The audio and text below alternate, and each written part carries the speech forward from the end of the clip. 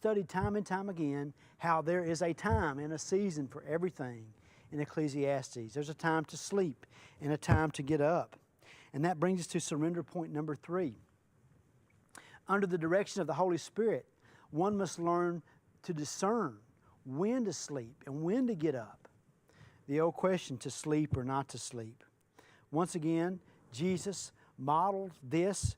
He was our best example of times when he could sleep calmly amidst all the things that were going around him, against all the problems. He was able to sleep peacefully and calmly and serenely. And yet at other times, how Jesus sacrificed his sleep in order to pray for others or serve others. And then we've talked a lot about all of these different attitudes: the enduring heart, the calm heart, the wise heart, the responsive heart.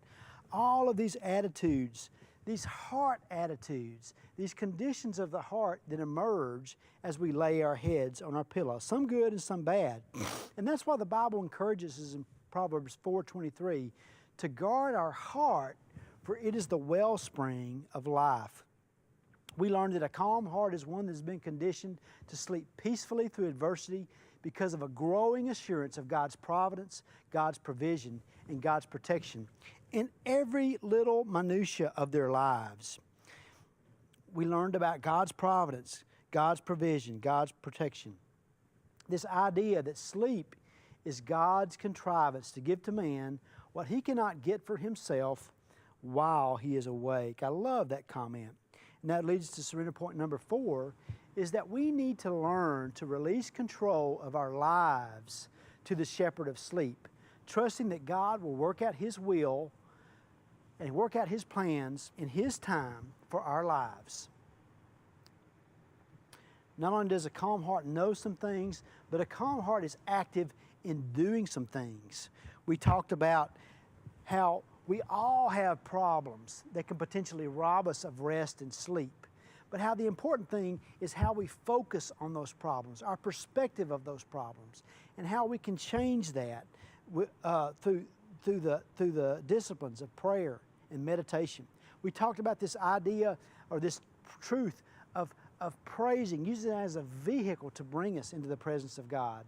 And how God just doesn't give us a bunch of instructions.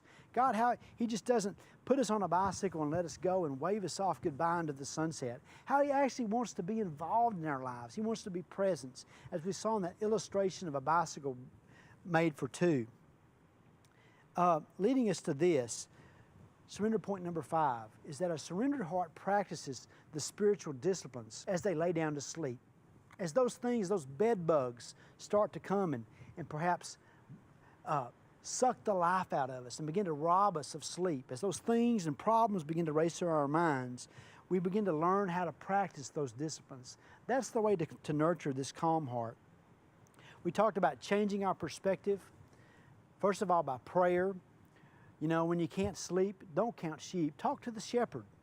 We talked about the idea of meditation, the principles of our minds being a vacuum, and how we have to move those thoughts into our minds. We talked about standing on God's promises and confessing God's promises as we lay down to sleep. We talked about the promise in Psalm 4:8.